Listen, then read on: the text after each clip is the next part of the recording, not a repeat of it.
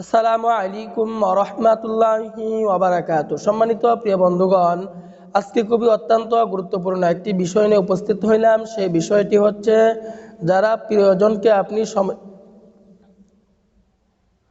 আসসালামু আলাইকুম ওয়া রাহমাতুল্লাহি ওয়া বারাকাতুহু। সম্মানিত প্রিয় বন্ধুগণ, আজকে খুবই অত্যন্ত গুরুত্বপূর্ণ একটি বিষয় নিয়ে উপস্থিত হইলাম। সেই বিষয়টি হচ্ছে যারা একদম দুর্বল অক্ষম প্রিয়জনকে আপনি সময় দিতে পারেন না, এ নিয়ে আপনি হতাশ, পরিবারের ভিতরে অনেক অশান্তি সৃষ্টি হচ্ছে, যে অনেকের পরিবার একবার ভেঙে যাওয়ার উপক্রম হয়ে গেছে।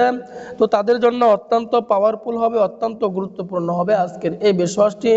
তো আজকের এই বেশওয়াজটি আমি সরাসরি গাছগাছালি থেকে আপনাদেরকে বানিয়ে শিখিয়ে দিব। আপনি যেভাবে একদম সহজ উপায়ে সহজ পদ্ধতিতে আপনি শিখতে পারবেন। তো এই নিয়মে যদি আপনি সেবন করতে পারেন তাহলে আপনি সময় দিতে পারবেন। আপনি কমপক্ষে 1 থেকে 2 বার সময় দিতে পারবেন, দীর্ঘ আপনি সময় দিতে পারবেন। অত্যন্ত পাওয়ারফুল হবে, অত্যন্ত গুরুত্বপূর্ণ হবে। বয়স যদি আপনার 80 হয়ে যায় তারপরেও দেখবেন আপনার ভিতরে চাহিদা চলে আসতেছে, আপনার ভিতরে অনেক পাওয়ার চলে আসতেছে। তো এই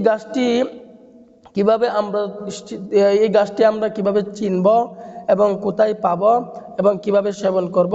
দেখুন, অনেক ভাইয়েরা বলে গাছের কোনো ক্ষমতা নাই। আমি বলবো তাদের কোনো ঈমান নাই। কারণ যে গাছগাছালি ছাড়া মানুষ বেঁচে থাকতে পারে না। ডাক্তার বলেন, ইঞ্জিনিয়ার বলেন, কবিরাজ বলেন, সকলেই কিন্তু এই গাছগাছালি থেকে তারা ওষুধ তৈরি করে। তো আল্লাহ তাআলার উপর ইয়াকিন রেখে, বিশ্বাস রেখে আমাদেরকে আমল করতে হবে, কাজ করতে হবে। তো আমরা এই প্রথমে গাছটিকে চিনে নেই। এই গাছটির নাম হচ্ছে আপনার কাটানটে গাছ। কাটানটে গাছ, অনেকে এই গাছটিকে কাটা খুইরা গাছও বলে থাকে। গ্রাম অঞ্চলের ভাষায় এই গাছটিকে কাটা খুইরা গাছ বলে থাকে। তো এই গাছটির নাম হচ্ছে আপনার কাটানটে গাছ বা কাটা খুইরা গাছ। তো এই কাটা খুইরা গাছ আপনি পাবেন কোথায়? কাটানটে গাছ আপনি পাবেন কোথায়? এই কাটানটে গাছ সবচাইতে আপনার যেই ফসলের মধ্যে আপনার কৃষি কাজ করা হয়, এই কৃষি ফসলের মধ্যে আপনার এই কাটানটে গাছ সবচাইতে বেশি পাওয়া যায়। তো সবচাইতে বেশি পাওয়া যায় ওই কাটানটে গাছটা আপনি সংগ্রহ করে ফেলবেন। যে কাটানটে গাছের মূল শিকড়টা থাকে, ওই মূল শিকড় থেকে আপনি 1.5 ইঞ্চি শিকড় নেবেন। 1.5 ইঞ্চি শিকড়টা আপনি নিয়ে নেবেন। এরপরে নেওয়ার পরে এটাকে ভালো করে ধৌত করে নেবেন। ভালো করে ধৌত করার পরে আপনি তরতাজা একটি পান নেবেন, ক্লিন সুন্দর, যে নয়ে পড়ছে এমন পান আপনি নেবেন না। তো তরতাজা একটি পান নেবেন। ওই পানের মধ্যে আপনি কাটানটে গাছের শিকড়টা, 1.5 ইঞ্চি শিকড়টা আপনি ওই পানের উপর দিয়ে দিবেন। এরপরে যদি আপনি পারেন তাহলে হালকা পরিমাণে মধু, খাঁটি মধু আপনি ওই পানের উপরে দিয়ে দিবেন। 1 চা চামচ পরিমাণে মধু আপনি দিয়ে দিবেন। তো দেওয়ার পরে আপনার এই বেশওয়াজ তৈরি হয়ে গেল। এখন আপনি কোন নিয়মে সেবন করবেন?